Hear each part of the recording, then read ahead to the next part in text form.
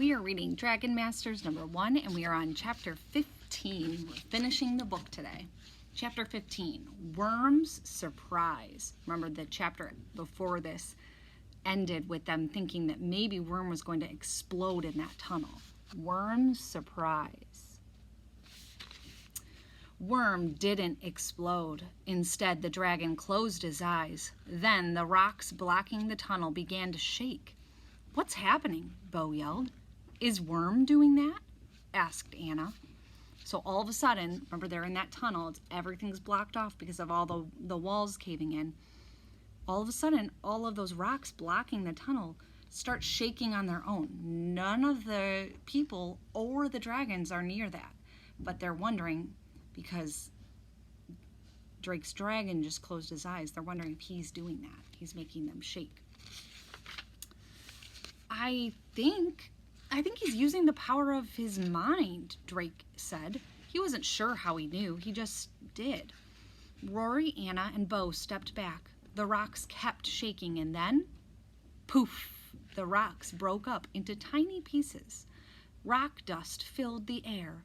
Drake coughed, waving the dust away with his hand. All of the fallen rocks were gone, and the tunnel was clear again. Drake hugged Worm. "You did it, Worm!" "We should get out of here before Vulcan sneezes from all this dust," said Rory. "The last time he sneezed, he turned my bread into toast." "Rory's right," said Bo. "Let's get out of here."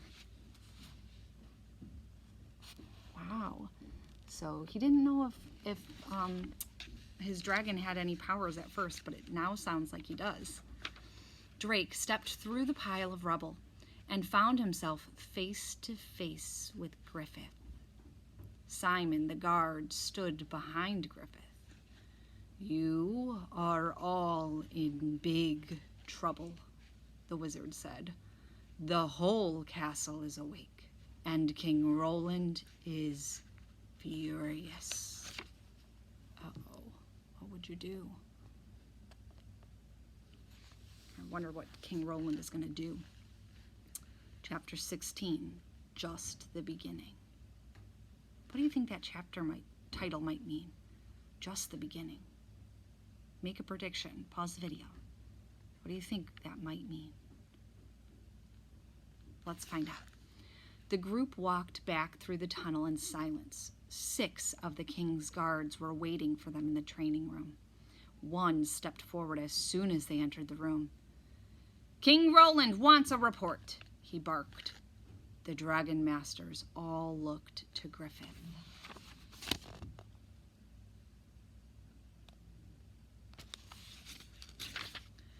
He cleared his throat. "Please tell King Roland that everything is fine," he said. "The dragons tried to escape, but the Dragon Masters stopped them." But Drake started to speak, but something about Griffith's look told him to stay quiet.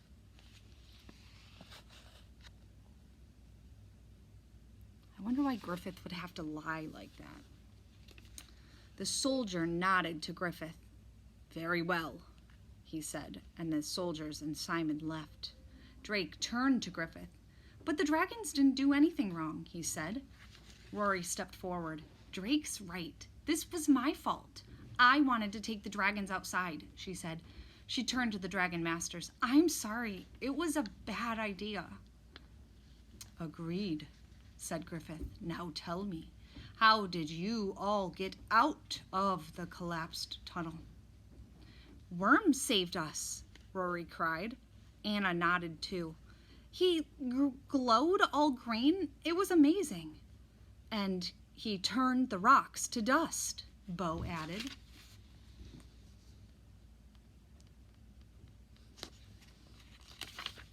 The wizard's eyes lit up.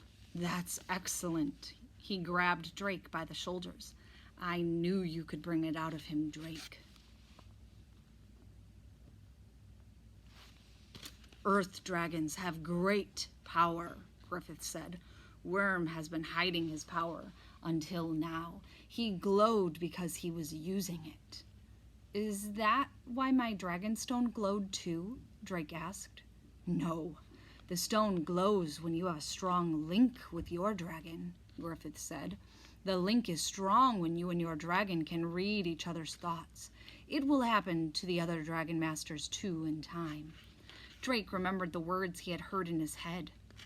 Thank you, Worm, he said, stroking him. You really saved us today. Wait, we forgot to tell you about the red ball of light, Rory piped up. That's what scared Vulcan. When it flew into the tunnel, he panicked and made the tunnel collapse. A cloud came over Griffith's face. That means his mood changed.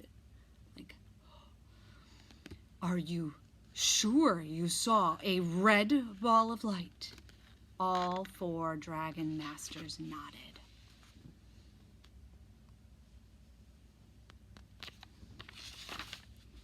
This is serious, Griffith said. Danger may be heading our way. Danger?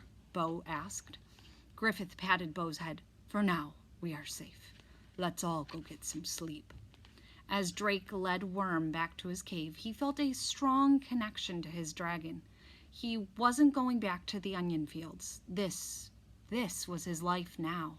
A life full of dragons and magic and danger. He was a dragon master. That is the end. If you liked Dragon Masters number 1, there are 18 of these. So ask your family if you can get number 2. They have them on Scholastic. You can order them. We are going to have a really cool opportunity. We are going to Zoom with this author in February, at the beginning of February. So remember this story. Try to see if you can get book number 2 if you loved it, so that we have a lot to talk to our author about. This book is one of my favorites. Have a good day.